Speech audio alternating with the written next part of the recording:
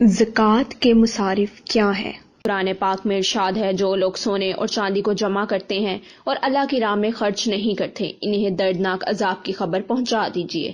جس دن اس خزانے کو جہنم کی آگ میں تپایا جائے گا، پھر اس سے ان کی پیشانیاں، پہلو اور پشتیں داغی جائیں گی، اور ان سے کہا جائے گا، یہ ہے وہ خزانہ جسے تم جمع کرتے تھے، پس اپنے خزانوں کا مزہ چکھو۔ فرمان الہی ہے، اور نماز قائم کرو اور زکوٰۃ ادا کرو۔ اللہ تعالیٰ نے قرآن پاک میں سورہ توبہ میں اس کی تفصیل بیان فرمائی ہے۔ زکوٰۃ اسلام کے 5 ارکان میں سے ایک رکن ہے اور اہم ترین عبادت ہے۔ زکوٰۃ 2 معنوں میں استعمال ہوتا ہے، یعنی پاکیزگی اور اضافہ۔ زکوٰۃ ادا کرنے سے انسان کا مال پاک ہو جاتا ہے، اللہ تعالیٰ بندے کو گناہوں سے بھی پاک کرتے ہیں۔ زکوٰۃ ادا کرنے سے بندے کے اجر و ثواب میں اضافہ ہوتا ہے اور اللہ تعالیٰ اس کا مال بھی بڑھا دیتا ہے۔ اللہ تعالیٰ نے قرآن مجید میں 82 مقامات پر زکوٰۃ اور نماز کی فرضیت کا ایک ساتھ ادا کرنے کا حکم دیا ہے۔ بنی اسرائیل کو جن باتوں کو کرنے کا حکم دیا گیا تھا، ان میں یہ بھی حکم تھا، اور نماز قائم کرو اور زکوٰۃ ادا کرو، اور نماز قائم رکھو اور زکوٰۃ دیا کرو، اور رکوع کرنے والوں کے ساتھ مل کر رکوع کیا کرو۔ ایک اور مقام پر اللہ تعالیٰ نے بنی اسرائیل سے خطاب کرتے ہوئے فرمایا، اگر تم نماز قائم کرتے رہے اور زکوٰۃ ادا کرتے رہے اور میرے رسولوں پر ایمان لاتے رہے اور ان کی مدد کرتے رہے اور اللہ تعالیٰ کو بہتر قرض دیتے رہے، تو یقیناً میں تمہاری برائیاں تم سے مٹا دوں گا اور تمہیں ان جنتوں میں لے جاؤں گا جن کے نتیجے میں نہریں بہہ رہی ہیں۔ ان آیات سے واضح ہے کہ پچھلی تمام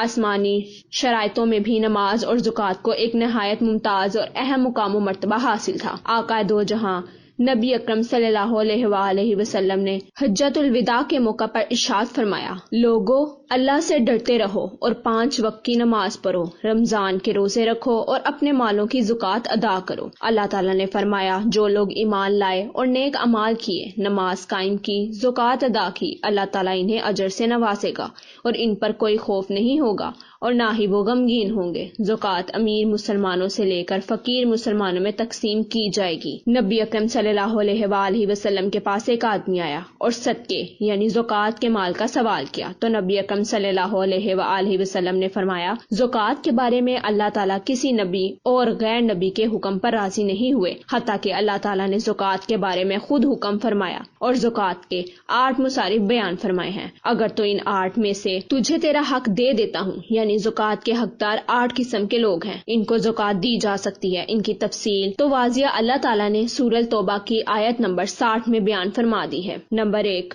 فرقہ، فقیر کی جمع ہے فرقہ، اس سے مراد ایسے لوگ ہیں جن کے پاس گزر بسر کرنے کے لیے کچھ نہ ہو۔ نمبر 2، مساکین، اس سے مراد وہ لوگ ہیں جن کے جائز اخراجات زیادہ ہوں اور آمدن کم ہو۔ نمبر 3، عاملین، جو زکوٰۃ وصول کرنے اور اس کا حساب کتاب رکھنے کے ذمہ دار ہوں۔ نمبر 4، مولفتہ القلوب، اس سے مراد وہ کافر ہے جس سے امید ہے کہ وہ مال لے کر مسلمان ہو جائے گا، مسلمانوں کو ایذا دینے سے رک جائے گا۔ نمبر 5، فی الرقاب، گردنیں آزاد کرنے والے کے لیے، یعنی غلام مسلمانوں کو آزاد کروانے کے لیے اور مسلمانوں کو دشمن کی قید سے رہائی کے لیے۔ نمبر 6، غارمین، مرکوز، جو اپنا قرض ادا نہیں کر سکتے، ان پر زکوٰۃ خرچ کر کے قرض سے نجات دلانے کے لیے۔ نمبر 7، فی سبیل اللہ، اس سے مراد جہاد ہے اور جہاد اسلام کی چوٹی ہے۔ جہاد فی سبیل اللہ اور مجاہدین کا جملہ مصارف اور ضروریات کو پورا کرنے کے لیے زکوٰۃ کو خرچ کرنا حدیث سے ثابت ہے۔ ایک آدمی نے اپنی نکیل والی اونٹنی راہ جہاد میں وقف کی، تو آپ صلی اللہ علیہ وآلہ وسلم نے فرمایا، اللہ تعالیٰ تجھے اس اونٹنی کے بدلے 700 اونٹنیاں عطا فرمائے گا اور سب نکیل والی ہوں گی۔ اس مصرف پر مسلمانوں کو خصوصی توجہ کی ضرورت ہے۔ نمبر 8، مسافر،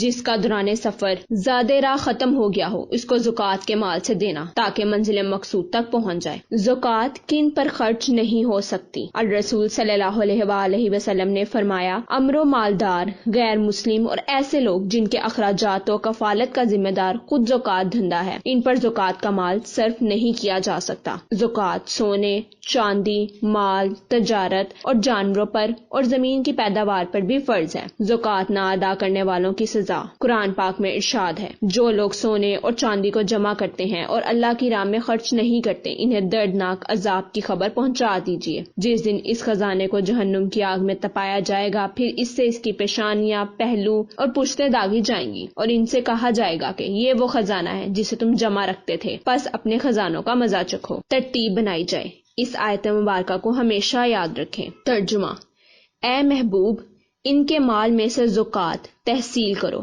جس سے تم انہیں ستھرا اور پاکیزہ کر دو، اور ان کے حق میں دعائے خیر کرو، بے شک تمہاری دعا ان کے دلوں کا چین اور اللہ سنتا جانتا ہے۔